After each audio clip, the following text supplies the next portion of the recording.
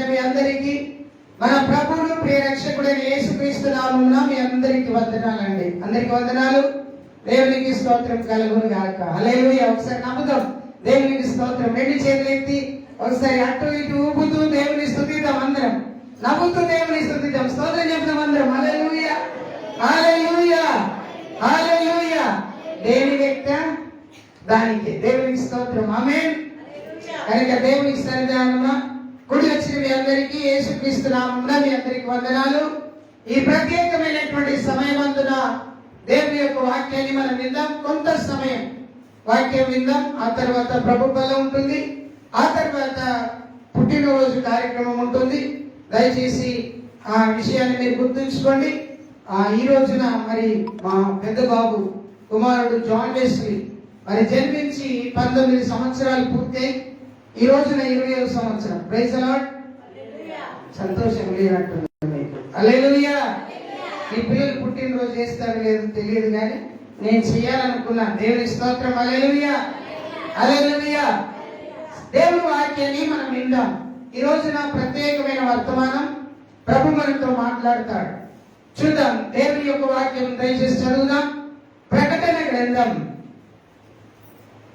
2వ అధ్యాయం 1 నుండి 7 వచనాలు చదువుతున్నాను. బైబిల్ అందరూ కూడా తెచ్చుకోవాలి. నీకు చదువు రాకపోయినా చదువు వచ్చినా బైబిల్ని తెరిచి ఉంచాలి. ప్రకటన గ్రంథం 2వ అధ్యాయం 1 నుండి 7 వచనాలు నేను చదువుతున్నాను. ఎఫెసులో ఉన్న సంఘపు దూతకు ఇలాగు వ్రాయుము. 7 నక్షత్రములు తన కుడి చేత పట్టుకొని 7 దీపస్తంభముల మధ్య సంచరించువాడు చెప్పు సంగతులు ఏమనగా, నీ క్రియలను, నీ కష్టమును, నీ సహనమును నేను ఎరుగుదును. నీవు దుష్టులను సహింపలేనివనియు అపోస్తులు కాకయే తాము అపోస్తులమని చెప్పుకుని వారిని పరీక్షించి వారు అబద్ధికులని నీవు కనిగొంటివనియు, నీవు సహనము కలిగి నా నామము నిమిత్తం భారము భరించి అలియలేదనియు నేను ఎరుగుదును. అయినను మొదట నీకుండిన ప్రేమను నీవు వదిలితివని నేను నీ మీద తప్పు ఒకటి మోపవలసి ఉన్నది.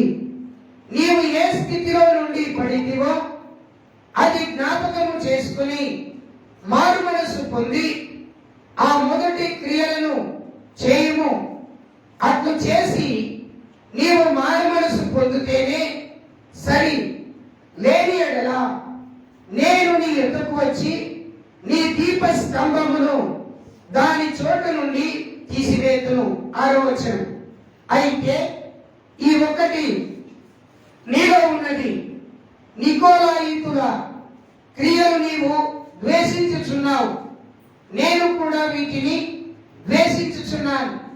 చెవిగలవాడు ఆత్మ సంఘములతో చెప్పుచున్న మాట వినును గాక. జయించు వానికి దేవుని పరదైసులో ఉన్న జీవ వృక్ష ఫలములను భుజింపనిత్తును. ప్రార్థన. పరిశుద్ధుడైన తండ్రి, ఈ దిన వాక్యం ద్వారా మీరు మాతో మాట్లాడమని, వినగలిగిన చెవులను, గ్రహించగలిగిన హృదయాన్ని, అర్థం చేసుకునే మనస్సు దయచేయండి. ఏమాత్రము కూడా దుష్టుడు వారి హృదయాలను పాడు చేయకుండా, పాడు ఆలోచనలు రానియకుండా నీవు కాపాడి భద్రపరచుమని యేసయ్య నామమున ప్రార్థించి వేడుకుంటున్నాం తండ్రి. ఆమేన్. హల్లెలూయా.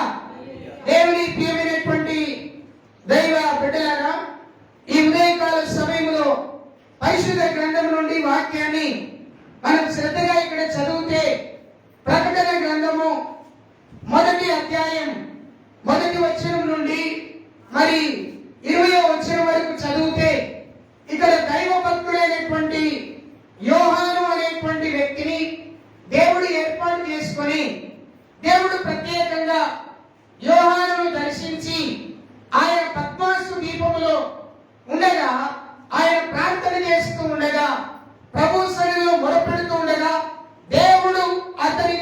దర్శనమిచ్చి ప్రత్యేకమైనటువంటి విషయాలను దేవుడు అతనికి బయలుపరిచాడు.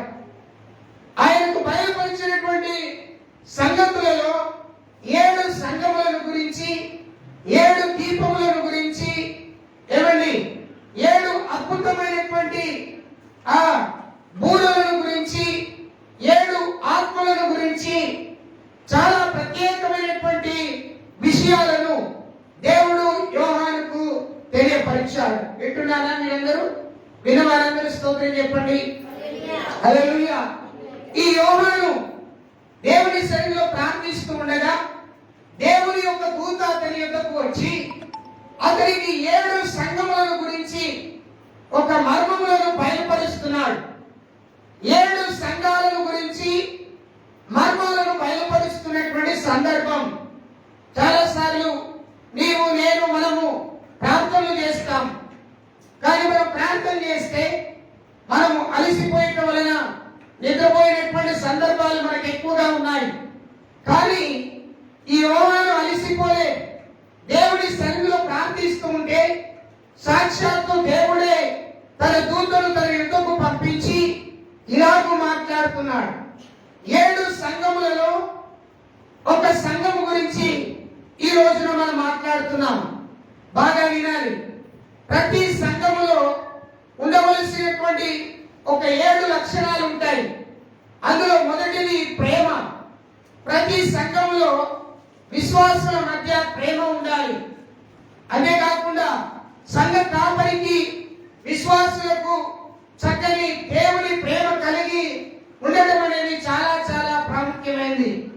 సంఘములో ప్రేమతో పాటు సంఘము శ్రమపడేదిగా ఉండాలి. సంఘం అంటే 4 గోడలు కట్టుకొని అక్కడ మంచి పెండింగ్ వేసుకొని ఆరాధించేది సంఘం కాదు. సంఘము అనగా మనమందరము కూడుకొని మనమందరము దేవుని ఆరాధిస్తున్నాం చూడు, అది సంఘం.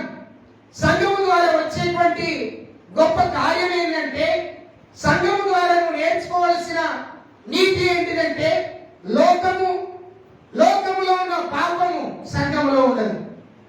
సంఘములో లోకం ఉండదు, లోకములో ఉన్న పాపం ఉండదు. మరి ఏముంటుంది సంఘములో? పరిశుద్ధత ఉంటుంది. సంఘములో ఏముంటుంది? ప్రేమ ఉంటుంది. సంఘములో ఏముంటుంది? శ్రమపడే అనుభవం ఉంటుంది. సంఘములో ఏముంటుంది? సత్యం ఉంటుంది. సంఘములో ఏముంటుంది? జీవము కలిగిన దేవుని మాటలు ఉంటాయి. సంఘములో ఏముంటుంది? దేవుడికి నమ్మకంగా జీవించే విధానము ఉంటుంది. దేవునికి స్తోత్రం. హల్లెలూయా. ఈ సంఘములో దీనితో పాటు ఆసక్తి ఉంటుంది. సంఘము దేవుడు ఏర్పాటు చేసుకున్నది, మనుషులు ఏర్పాటు చేసింది కాదు. దేవుడు ఎలా ఏర్పాటు చేశాడు? అపోస్తలుల కార్యముల గ్రంథం 20వ అధ్యాయం 28వ వచనం అంటుంది, దేవుడు తన స్వరక్తం ఇచ్చి సంపాదించుకున్నటువంటి సంఘం. సంఘమును దేవుడు తన యొక్క రక్తమును ధారపోసి ఈ సంఘాన్ని ఏర్పాటు చేశాడు. ఒకవేళ సంఘము కొరకు నీవు డబ్బు ఇవ్వవచ్చు, సంఘము కొరకు నీకున్న బంగారం ఇవ్వవచ్చు, సంఘము కొరకు నీకున్న ఆస్తి ఇవ్వవచ్చు, అది వేరే విషయం. కానీ ఈ సంఘము దేవుడు ఏర్పాటు చేసుకున్నది. మరి సంఘముల గురించినటువంటి ఆసక్తి, సంఘములో ఉండే సత్యం, సంఘములో ఉండే ప్రేమ, సంఘములో ఉండే పరిశుద్ధత, సంఘములో ఉండే జీవం, సంఘములో ఉండేటువంటి నమ్మకత్వం నీవు కలిగి ఉండటానికి ప్రయత్నం చేయాలి. స్తోత్రం. చెప్పుదామా 2 చేతులు ఎత్తి? హల్లెలూయా. చూడండి, ఇక్కడ ఒక సంఘం కనబడుతుంది. ఈ సంఘం పేరేంటిది అంటే ఎఫెసు. చెప్పాలి మీరందరూ. ఎఫెసు. ఎఫెసు అనే మాటకు అర్థం ఏంటంటే మనోహరం. ఏమంటే అర్థం? మనోహరం. నీకు కూడా పేరు ఉంటుంది. ఉదాహరణకి నా పేరు సియోన్ కుమార్. నా పేరుకు అర్థం ఏంటంటే పరలోక పట్టణం. Praise the lord. హల్లెలూయా. అంటే పరలోకము నాలో ఉన్నదని కాదు, దాని అర్థం అది. దాని అర్థం అది. నీకు పేరుంది. ఉదాహరణకి నీకు ఒక పేరుంది, సలోమి అనే పేరుంది. ఆ మాటకు అర్థం ఉంది. అలాగనే విల్సన్ అనే పేరుంది. ఆ పేరుకు అర్థం ఉంది. అలాగనే ఈ సంఘానికి కూడా ఒక అర్థం ఉంది. ఏంటి అర్థం? ఎఫెసు అనగా మనోహరము అని అర్థం. మనోహరం, మనోహరము అని అర్థం. మరి సంఘాన్ని గురించి దేవుడు 7 విషయాలు చెప్తున్నాడు. ఇక్కడ 7 విషయాలు చెప్తున్నాడు. మొట్టమొదటి విషయం ఏంటో మీరు చూడండి. 2వ వచనం 3వ వచనం చదువుదాం. 2వ వచనం 3వ వచనం. సంఘాన్ని గురించి దేవుడు అంటున్నాడు, నీ క్రియలను, నీ కష్టమును, నీ సహనమును నేను ఎరుగుదును. దేవుడు అంటున్నాడు మొదటిగా, నీ కష్టాన్ని, నీ సహనాన్ని, నీ బాధను, నువ్వు పడినటువంటి ప్రయాసమును నేను ఎరుగుతాను. నాకు తెలుసు నువ్వు ఎంత కష్టపడ్డావో, నువ్వు ఎంత శ్రమ పడ్డావో. ఎఫెసీలో ఉన్నటువంటి సంఘమా, నీ సంఘములో ఉన్నటువంటి ప్రజలు ఎంత కష్టపడ్డారో, విశ్వాసులు ఎంత బాధపడ్డారో, ఎంత సహనము కలిగి ఉన్నారో, వారి సహనాన్ని, వారి కష్టాన్ని, వారి బాధను నేను తెలుసుకున్నాను. నాకు తెలుసు. దేవుడు అంటాడు, నాకు తెలుసు. వారికి అభినందిస్తున్నాడు. మొదటిగా 2-3 వచనాల్లో దేవుడు ఆ సంఘములో ఉన్నటువంటి విశ్వాసులను అభినందిస్తున్నాడు. ఎలా అభినందిస్తున్నారు? వా, మీరు మంచి కష్టపడే వ్యక్తులు, వా మీరు మంచి శ్రమ పడే వ్యక్తులు, వా మీరు మంచి సహనము కలిగిన వ్యక్తులు అని దేవుడు ఆ సంఘమును ఏం చేస్తున్నాడు? అభినందిస్తున్నాడు. అభినందిస్తున్నాడు. రాజేడి ఓకే, శివ ఇక్కడికి రా. ఈ శివ మన మధ్యలో ఉన్నాడు కదా. ఈ కుమారుడికి ఏదైనా నేను పని చెప్పాను అనుకోండి, ఆ చెప్పిన పని ఆయన చేశాడు అనుకోండి. ఉదాహరణకి ఇది తీసుకుని వెళ్ళి అక్కడ పెట్టేసిరా అని అన్నాను. ఏం చేస్తున్నాడు ఆయన? అక్కడ పెట్టేశాడు. మళ్ళా తిరిగి నా దగ్గరికి వచ్చాడా? వచ్చాడు. ఇప్పుడు నేనేం చేస్తాను? Very good. ఏమంటాను ఇప్పుడు? Very good. దేవుడు కూడా ఈ ఎఫెసీ సంఘాన్ని అభినందిస్తున్నాడు. ఎఫెసీ సంఘమా, నువ్వు కష్టపడ్డావు, నువ్వు శ్రమ పడ్డావు, నువ్వు సహనం కలిగి ఉన్నావు. Very good. ఇంకేమంటున్నాడండి? ఇంకేమంటున్నాడు? చదవాలి.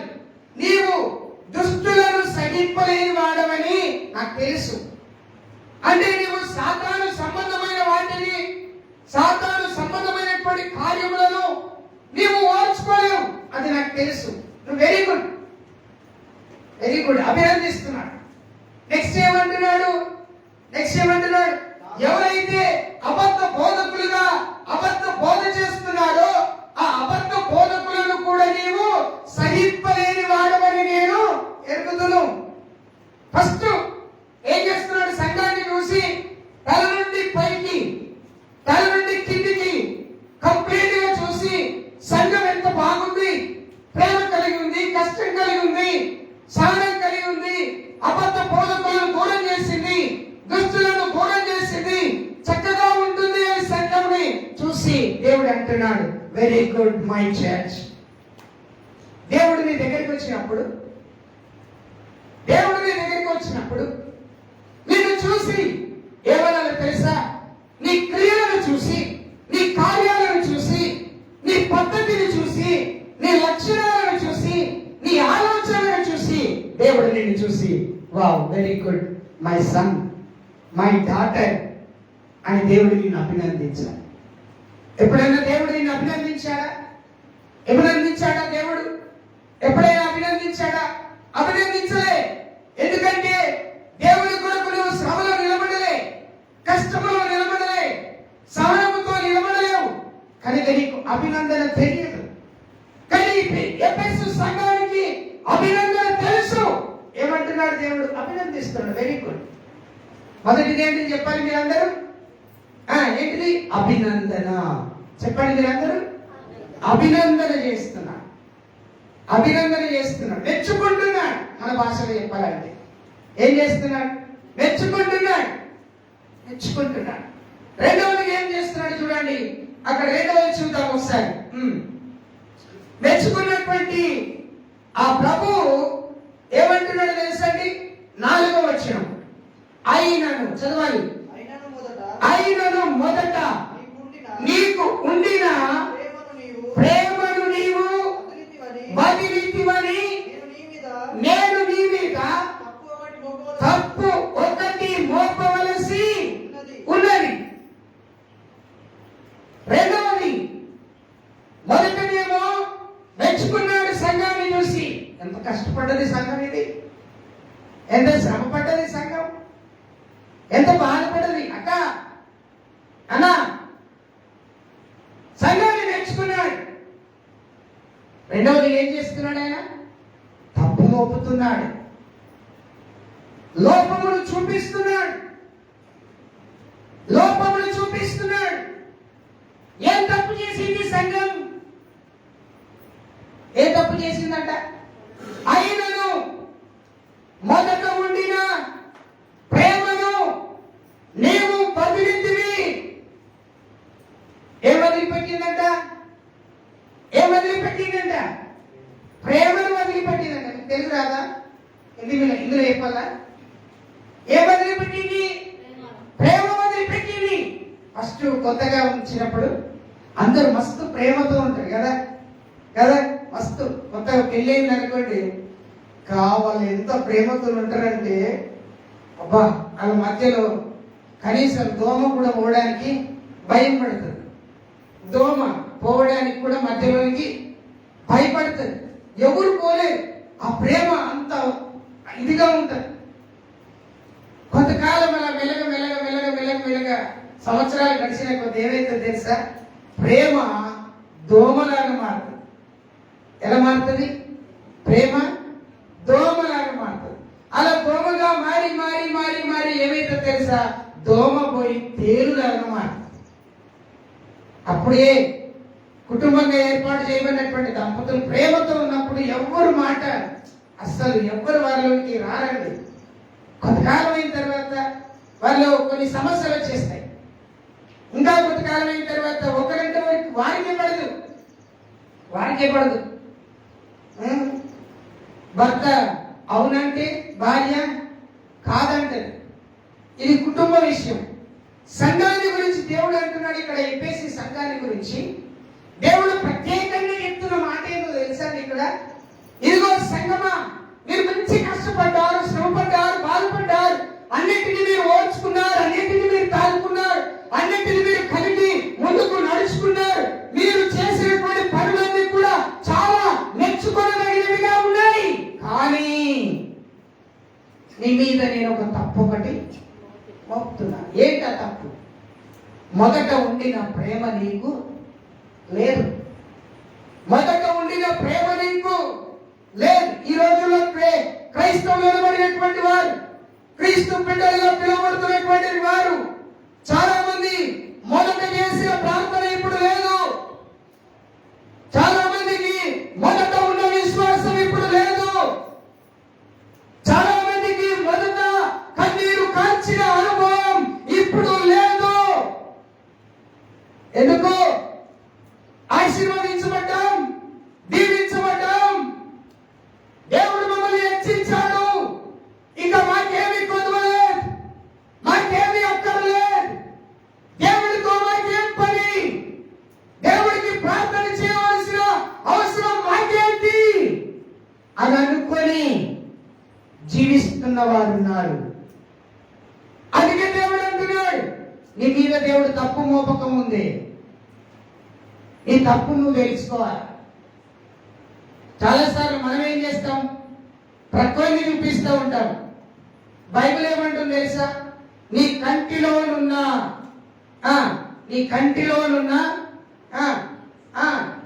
అక్కి చదవరు కదా మీరు, చదువుతాం మరి ఒకసారి.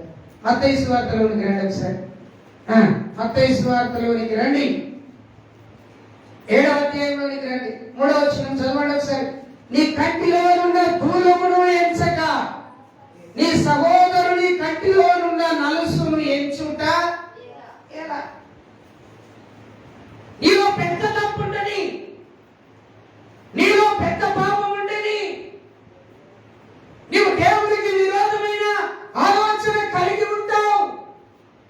కానీ పక్కవాడిని చూసి నువ్వు ఈ తప్పు చేస్తున్నావు, నువ్వు ఆ తప్పు చేస్తున్నావు, నువ్వు ఈ విధంగా ఉంటున్నావు, నువ్వు ఆ విధంగా ఉంటున్నావు, నువ్వు ఈ పని చేస్తున్నావు అని తప్పును వేలెత్తి నువ్వు చూపిస్తావు. ఎఫెసీ సంఘానికి దేవుడే సాక్షాత్తు, మనుషులు కాదు, దేవుడే సాక్షాత్తు ఆ సంఘానికి చెప్తున్నాడు, ఇదిగో సంఘమా, మీ దగ్గర అన్ని బాగున్నాయి కానీ మొదట ఉండిన ప్రేమ మీ దగ్గర లేదు. సంఘం అంటే ఏంటి అర్థం తెలుసా? ప్రేమించాలి, సంఘములో ప్రేమ ఉండాలి, ప్రేమ ఉండాలి. యేసయ్య ప్రేమ నువ్వు కలిగి ఉండాలి. బైబిల్ చెప్తుంది నువ్వు ప్రేమించువాడిగా ఉండాలి. దేవుడు ప్రేమ స్వరూపి అని చెప్తుంది. ప్రేమ లేని వాడు వ్యర్థుడు అని దేవుడి వాక్యం చెప్తుంది. దేవుని ప్రేమ నువ్వు లేకపోతే దేవునికి నువ్వు పాత్రుడవు కాలేవు, దేవునికి నువ్వు యోగ్యుడవు కాలేవు, దేవుని చిత్తానుసారంగా నీవు జీవించలేవు. కనుక దేవుని ప్రేమ నీలో ఉండేటట్టుగా చూసుకోవాలి. ఏ సమయమైనా సరే, ఏ పరిస్థితుల్లోనైనా సరే, ఏ ఉద్దేశంలో ఉన్నా సరే, బయట వారు లోపలండి, ఏ ఉద్దేశంలో ఉన్నా సరే నువ్వు దేవుని ప్రేమను కలిగి ఉండాలి. దేవుడు అంటున్నాడు, ప్రేమను వదిలిపెట్టేవరా బాబు, అన్ని బాగానే చేసినావు కానీ ప్రేమ నువ్వు వదిలిపెట్టేసి. మొదటి మెచ్చుకున్నాడు, రెండవది తప్పేందో చూపించాడు. తప్పేందో చూపించాడు, ఏం తప్పు చేస్తున్నావో చూపించాడు. మూడవది ఏం చేశాడు చూద్దాం. మూడవది ఏం చేశాడు చూద్దాం. 5వ వచనం చదవండి ఒకసారి. మూడవదిగా 5వ వచనం, ప్రకటన గ్రంథం 2వ అధ్యాయం దయచేసి. ఏ స్థితిలో నుండి పడితివో అది జ్ఞాపకం చేసుకొని మారు మనసు పొంది ఆ మొదటి క్రియలు నీవు చేయి. చాలు. మొదటిగా ఏమన్నాడు? సంఘాన్ని మెచ్చుకున్నాడు. రెండవదిగా ఏమన్నాడు? నీ తప్పేందో నీకు చూపించాడు. మూడవదిగా ఏమంటున్నాడు తెలుసా? ఏ తప్పైతే నువ్వు చేసావో ఆ తప్పు విషయంలో నువ్వేం కావాలి? మారు మనసు పొందాలి. ఆ తప్పు విషయంలో ఏం చేసుకోవాలి? మారు మనసు పొందాలి. మారు మనసు పొందాలంటే నువ్వెక్కడ తప్పు చేసావో, ఏ తప్పు చేసావో దాన్ని నీవు జ్ఞాపకము చేసుకోవాలి. జ్ఞాపకం చేసుకోకుండా తప్పెట్ట ఒప్పుకుంటావు. ఒక సేవకుడు ప్రార్థన చేస్తున్నాడు, ఇంకొక సహోదరి ప్రార్థన చేస్తున్నాడు, తప్పు చేసావు అంటే ఒప్పుకో అంటే తల్లి అంటున్నది, నేనేం తప్పు చేశానో నాకు గుర్తు రావట్లేదు. అంటే నీకేం కావాలి? గుర్తు రావాలి, జ్ఞాపకం రావాలి. దేవుడు ఏమంటున్నాడు ఇక్కడ? నువ్వు జ్ఞాపకం చేసుకొని నువ్వేం చేయాలి? ఆ తప్పును నువ్వు ఒప్పుకోవాలి, నువ్వు మారు మనసు పొందాలి. ఏ స్థితిలో నువ్వు పడిపోయావో ఆ స్థితిలో నుండి నువ్వు లేవాలి. ఏ క్రియలు చేయకుండా ఆపేసావో ఆ క్రియలు నువ్వు చేయాలి. హెచ్చరిస్తున్నాడు. మూడవ మాట ఏంటో తెలుసా? హెచ్చరిస్తున్నాడు. ఈ సేవకుడు నీకు హెచ్చరిస్తాడు, నీ తోటి విశ్వాసి నీకు హెచ్చరిస్తుంది. బిడ్డలారా, జాగ్రత్తగా మీరు ఆలోచన చేయండి. దేవునికి ప్రార్థన చేసే నీ ప్రార్థనలో నువ్వెక్కడ పడిపోయావో నీకు తెలుసా? తెలియదు. జ్ఞాపకం తెచ్చుకోవాలి, మారు మనసు పొందాలా. ప్రభు పాదాల దగ్గర పడి, అయ్యా నేను ఫలానా విషయంలో తప్పు చేశాను, అయ్యా నేను ఫలానా విషయంలో నీకు నేను దూరం అయిపోయాను తండ్రి, నీ పాదాలు పట్టుకుంటున్నా, నీ పాంచన్ నన్ను క్షమించు తండ్రి అని జ్ఞాపకం చేసుకొని క్షమాపణ వేడుకొని మారు మనసు పొంది మరలా నువ్వు ఏ ప్రేమను కోల్పోయావో ఆ ప్రేమను నువ్వు ఏ పనిని నువ్వు దూరమయ్యావో, ఏ పనిని నువ్వు మానేసావో ఆ పనిని నువ్వు చేయటం ప్రారంభం చేయాలి. ఎవరితో చెప్తున్నాడు ఇదంతా? ఎవరితో చెప్తున్నాడు? అక్క అన్న ఎవరితో చెప్తున్నాడు? ఎవరితో చెప్తున్నాడు? మర్చిపోయింది. ఎఫెసీ సంఘంతో చెప్తున్నాడు. ఒక సంఘంతో చెప్తున్నాడు. ఎఫెసీ సంఘాన్ని పక్కన పెడదామండి. ఇప్పుడు ఈ రోజు మనతోనే చెప్తున్నాడు దేవుడు. మనము కూడా సంఘమే కదా.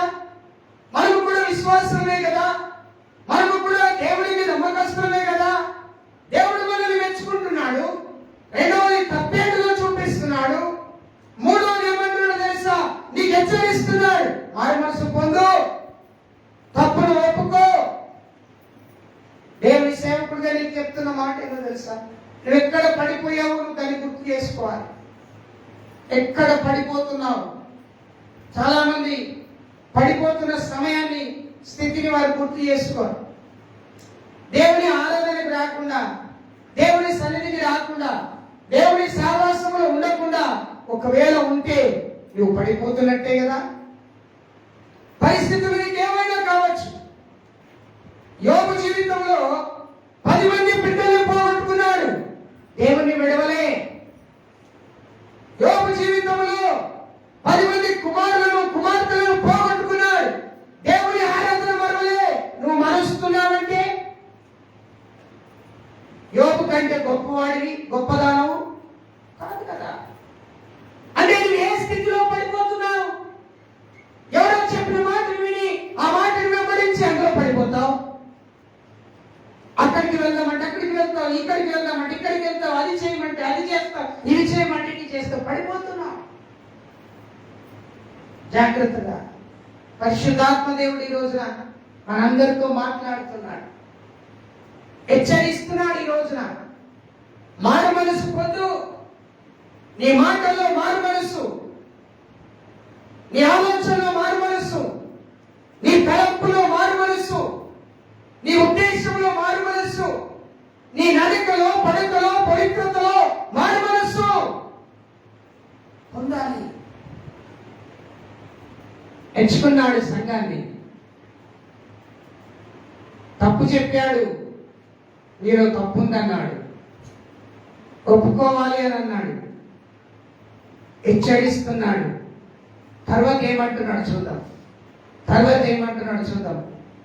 5వ వచనం కింది భాగం. లేని ఎడల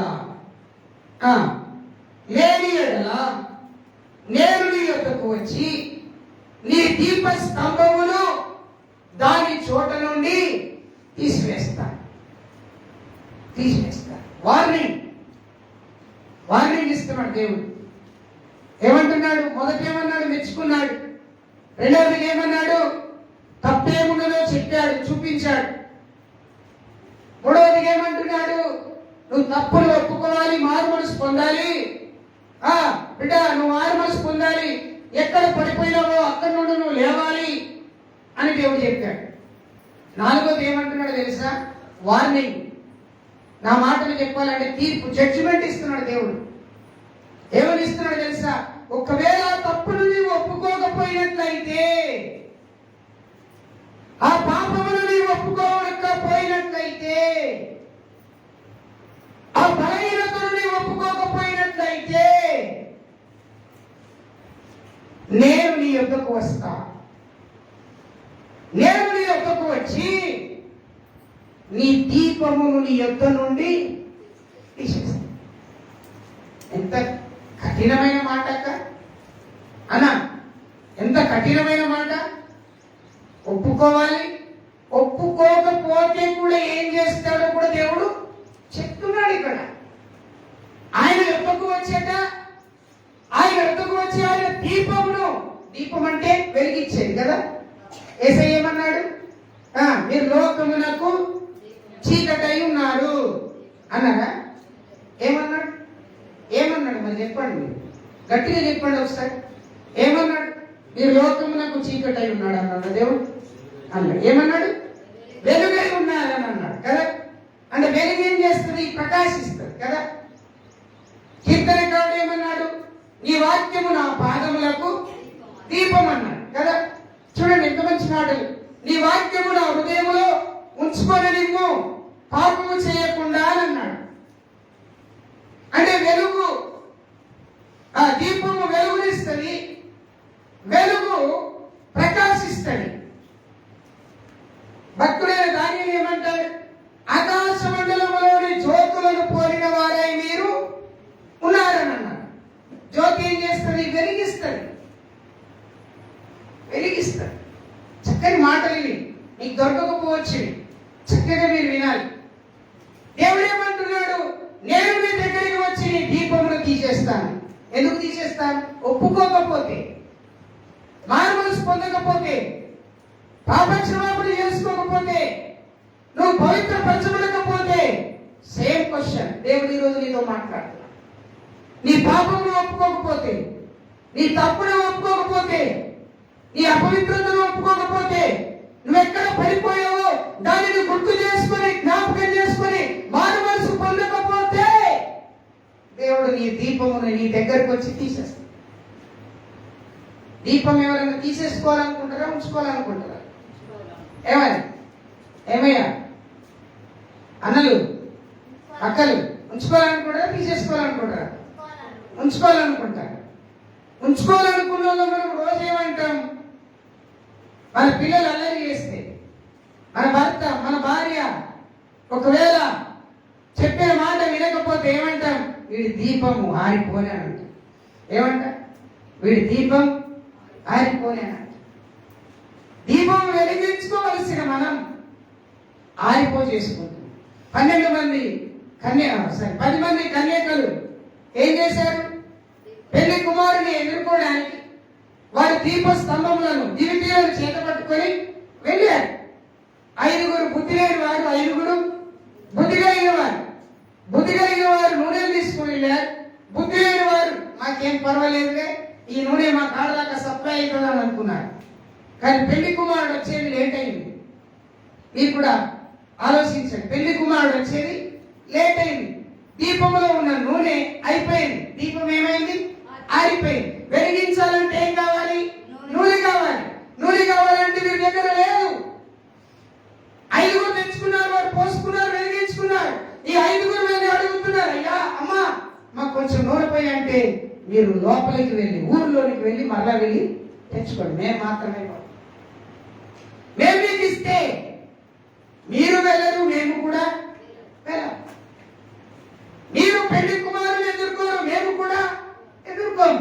కాబట్టి మా దీపంలో నూనెను మేమే నింపుకోవాలి, మేమే తెచ్చుకోవాలి. అర్థమవుతుంది నా మాట? మీకు శ్రద్ధగా వినాలి. నీ దీపం ఆరిపోకూడదు అంటే నీలో నూనె నిండి ఉండాలి. కీర్తనకారుడు ఏమంటాడు తెలుసా అండి? కీర్తనకారుడు ఏమంటాడు తెలుసా? 23వ కీర్తన, నూనెతో నా గిన్నె నిండి ఏం కాల పొరలాలి, సంఘములో ఆహారము నిండి పొరలాలి. దేవుని మందిరానికి వచ్చే దశమ భాగములు కానుకలు నిండి పొరలాలి. దేవుని మందిరంలోకి ప్రజలు వచ్చి నిండి పొరలాలి. ఆయన అంటాడు, నూనెతో నా తల అంటే ఉన్నావు, నా గిన్నె నిండి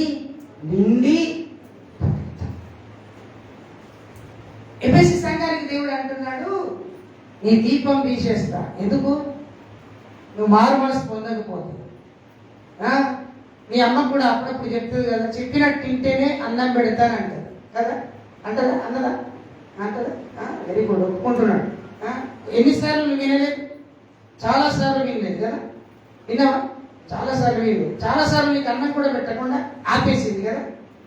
అయినా మళ్ళీ ఏం చెప్తుంది? దగ్గరికి పిలుచుకుని, అట్లా కాదురా, ఇట్లా చేయరా అని చెప్పి ఏం చేస్తారు? అన్నం పెడతారు కదా. స్తోత్రం, ప్రైజ్ ది లార్డ్, హల్లెలూయా. దేవుడు కూడా అంతే, దేవుడు కూడా అంతే అండి. ఏమంటున్నాడు తెలుసా అండి? నీ దీపం మారిపోతుంది అంటే హెచ్చరించడం కాదు, వార్నింగ్ ఇస్తున్నాడు, తీర్పు చెప్పేస్తున్నాడు సంఘానికి. నెక్స్ట్ ఏం చెప్తున్నాడు చూద్దాం. నెక్స్ట్ 7వ వచనం చదవండి ఒకసారి. 7వ వచనం, చెవి గలవాడు ఆత్మ సంఘముతో చెప్పుచున్న మాట వినును గాక. ప్రైజ్ ది లార్డ్, హల్లెలూయా. ఈ మాటలు నేను పరలోకం నుండి దూతను పంపించి యోహాను భక్తుడి ద్వారా రాసిస్తున్నాను, ఎఫెసీ సంఘానికి తెలియపరుస్తున్నాను. ఎఫెసీ సంఘములో ఉన్న విశ్వాసులారా, మీకు ఒకవేళ చెవి ఉంటే, మీకు చెవులు ఉంటే మీరు విందురు గాక అన్నాడు. Praise the lord, hallelujah. అంటే దేవుడు ఏమంటున్నాడు? నా మాట వినండి అని దేవుడు గుర్తు చేస్తున్నాడు.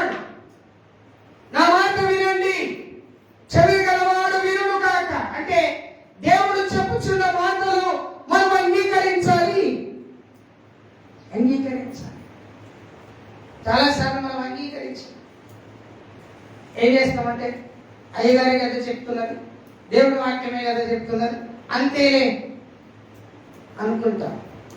జాగ్రత్తగా దేవుడు చెప్పే ప్రతి మాటను ఏం చేయాలి తెలుసా? అంగీకరించాలి. వింటాను ప్రభు అని అంగీకరించాలి. అబ్రాహాముకు దేవుడు దర్శనమిచ్చి మాట్లాడితే అబ్రాహాం ఏమన్నాడు? చిత్తం ప్రభు అన్నాడు. సమూయేలుకు దేవుడు దర్శనమిచ్చి మాట్లాడితే సమూయేలు ఏమన్నాడు? చిత్తం ప్రభు అన్నాడు. ప్రైజ్ ది లార్డ్, హల్లెలూయా. దేవుడు ఈ రోజు నీకు దర్శనమిచ్చి వాక్యము ద్వారా నీకు హెచ్చరిస్తుంటే ఏమనాలి? ఏమనాలి? ఏమనాలి? చిత్తం ప్రభువా. నోరున్న వారు స్తోత్రం చెప్పండి. హల్లెలూయా. చిత్తం ప్రభువా అని నేను అంగీకరిస్తున్నా అని అన్నాడు. దేవుడు అంటున్నాడు అంగీకరించు అని చెప్తున్నాడు. చివరికి ఏమంటాడు తెలుసా అండి? 7వ మాట చెప్తున్నాడు. ఆయన ఒక వాగ్దానం ఇస్తున్నాడు సంఘానికి. ఏం వాగ్దానం ఇస్తున్నాడు? చదవండి. జయించువానికి దేవుని పరదేశంలో జయించువానికి దేవుని పరదేశంలో ఉన్న జీవ వృక్ష ఫలములను భుజింపనిత్తును. దేవుడు ఏమంటున్నాడు తెలుసా? వాగ్దానం ఇస్తున్నాడు. ఇక్కడ మొదటి ఏం చెప్పాడు సంఘానికి? ఏం చెప్పాడు? మీరందరూ చెప్పాలి. ఏం చెప్పాడు? మొదటిగా ఏం చేశాడు? మెచ్చుకున్నాడు. సంఘాన్ని ఏమన్నాడు? వావ్, వెరీ గుడ్ అన్నాడు. రెండవది ఏమన్నాడు? నువ్వు తప్పు చేస్తున్నావు అని అన్నాడు. నువ్వు ఫలానా తప్పు చేస్తున్నావు అని చెప్పాడు. మూడవదిగా ఏమన్నాడు? ఆ తప్పును ఒప్పుకొని ఎక్కడ పడిపోయావో, ఎక్కడ కూలిపోయావో జ్ఞాపకం చేసుకొని మార్మనసు పొంది దానిని ఒప్పుకోవాలి అని దేవుడు చెప్పాడు. నాలుగవది ఏమంటున్నాడు? ఒకవేళ నువ్వు ఒప్పుకోకపోతే నీ దీపము నీ దగ్గర నుండి నేను తీసేస్తాను. ఓకే, అర్థమవుతుందే? Right, okay. ఐదవది ఆరవది ఏమన్నాడు తెలుసా అండి? చెవి గలవాడు వాడు వినుగాక. ఇదిగో నేను చెప్తున్న మాట నువ్వు వింటున్నావా? వింటున్నావా? చెవి గలవాడు వినుగాక అంటే దేవుడు గుర్తు చేస్తున్నాడు. నేను ఈ మాటలు 5 మాటలు చెప్పాను. ఈ మాటలు వింటున్నావా? వింటున్నావా? వింటున్నావా? వింటున్నా. ప్రైజ్ ది లార్డ్, హల్లెలూయా. 6వది వింటున్నాడు. 7వది ఏమంటున్నాడు తెలుసా? ఈ మాటలు వింటే నేను నీకు వాగ్దానం చేస్తున్నా. వాగ్దానం చేస్తున్నా. ఏంటి ఆ వాగ్దానం? ఏంటి ఆ వాగ్దానం? నేను నీకు పరదేశులో నీకు జీవ వృక్ష ఫలములను భుజింపనిస్తాను. ప్రైజ్ ది లార్డ్, హల్లెలూయా. దేవుని బిడ్డలారా, ఇక్కడ మీరు జ్ఞాపకం చేసుకోవాల్సిన విషయం ఏదో తెలుసా? ఒక సంఘానికే దేవుడు ఇంతగా బలంగా మాట్లాడితే ఒక వ్యక్తిగా నీకు దేవుడు ఎంత మాట్లాడతాడో ఆలోచించండి. దేవుడు ఎంతగా మాట్లాడతాడో ఆలోచించండి. నీవు దేవుడు మెచ్చుకునే విధంగా ఉన్నావా? ఒకవేళ లేకపోతే అలా తయారు కావాలి. సంఘం ఎలా మెచ్చుకునే విధంగా అయింది? కష్టపడ్డది, శ్రమపడ్డది, సహనం కలిగి ఉంది. ఎన్ని బాధలు వచ్చినా ఎన్ని భారాలు వారి మీద మోపినా వారు మోసుకుంటూ వెళ్ళిపోయారు. దేవుడు చూశాడు, వావ్, వెరీ గుడ్ సంఘం అన్నారు. నువ్వు ప్రార్థన చేస్తే ఉపవాస ప్రార్థనలు పెడితే ఉపవాస ప్రార్థనకు రానే రావు. శుభ్రంగా ఇంత లద్దడి తింటాం, చక్కగా అంటాం, గరం చక్కెర కప్పుకుంటాం, పంటాం. ఇది దేవుని మందిరంలో దేవుడిని హెచ్చరిస్తున్నాడు. మానేయి, ఈ ఆలోచనలు మానేయి.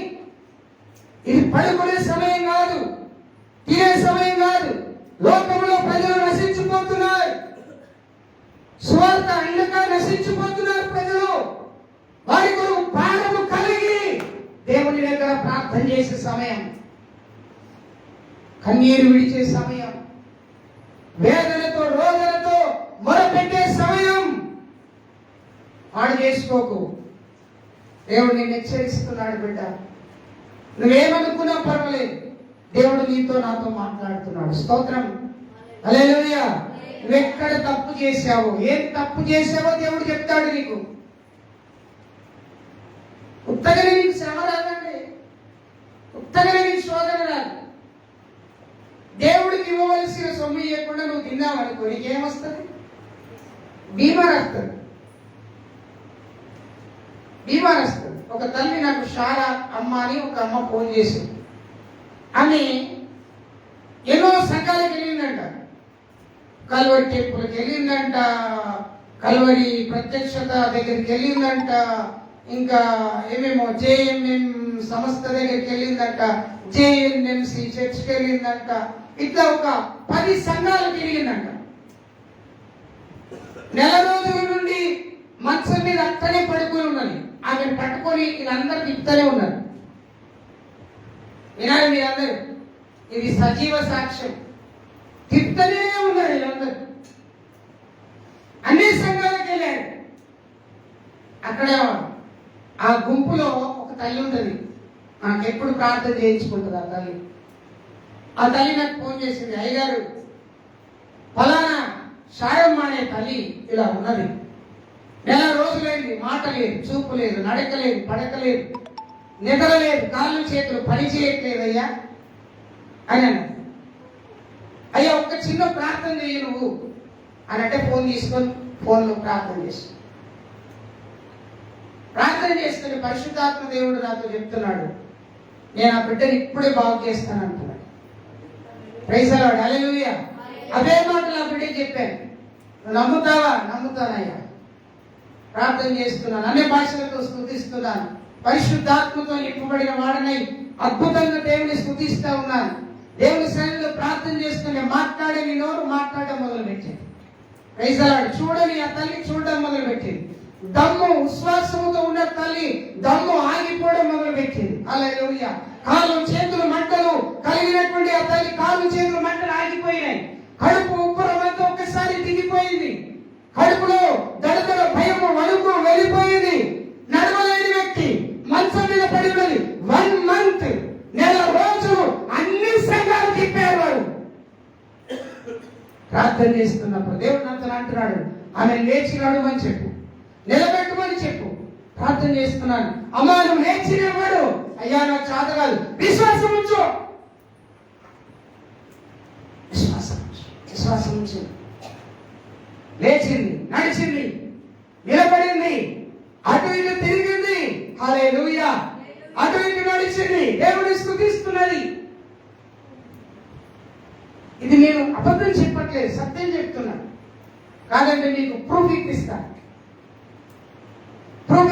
నా మాట కాదు, వాళ్ళే చెప్తారు. ఒకరోజు సంఘానికి వస్తారు ఇక్కడ. ఇది ఇక్కడ పౌలరాజు వాళ్ళ భార్య ఉంది, వాళ్ళ అక్క అక్కడ ఉంటుంది, వాళ్ళ యారాలు అక్కడ ఉంటుంది. ఆమె పేరు రిబ్కా. వాళ్ళు ఫోన్ చేశారు, అద్భుతమైన కార్యం. మంచం మీద పడుకుని ఉన్నది, లేపి నడవడం ప్రారంభమైంది. దేవుని శక్తి అలాంటిది. అది ఎక్కడ పడిపోయిందో గుర్తు చేస్తా నేను.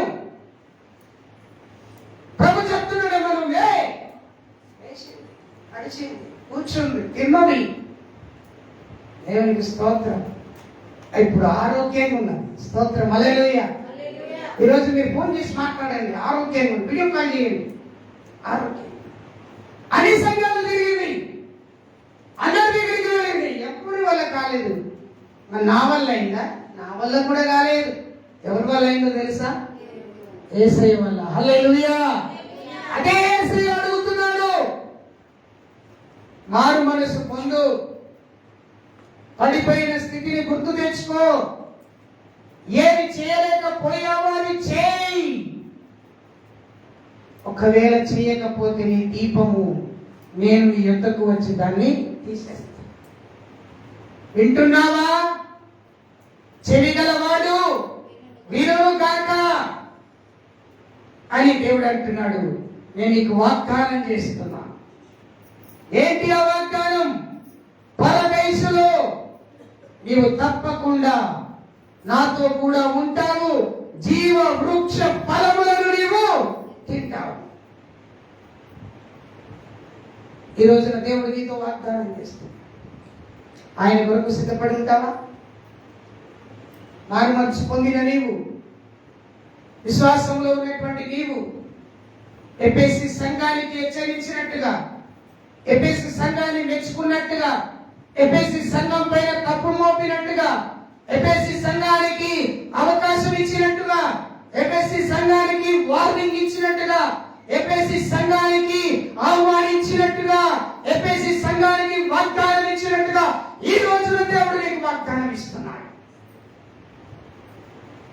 ప్రభు సన్నిధిలో ఒక మంచి తీర్మానంతో ఎంతకాలం బ్రతికినంత కాలం ప్రభు కొరకే బ్రతకాలి. ఒకవేళ ప్రభు కొరకు బ్రతకకపోతే నీవు బ్రతికి కూడా వేస్ట్. బ్రతికి కూడా వేస్ట్. బ్రతుకుతే ప్రభు కొరకే బ్రతకాలి.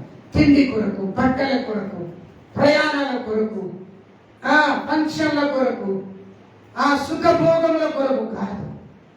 దేవుని కొరకు బతుకు. దేవుని కొరకు ఒక ఆత్మను సంపాదించు. అట్టి కృప దేవుడు నీకు దయచేయను గాక. ఆమె తల వంచుదాం. ప్రభు బలలోనికి వెళ్దాం. త్వరగా వెళ్దాం. మోకరించండి. ప్రభు బలలోనికి వెళ్దాం. ప్రభు బలలో మనమందరం కూడా కొనసాగుదాం. అందరూ కూడా మోకరించండి.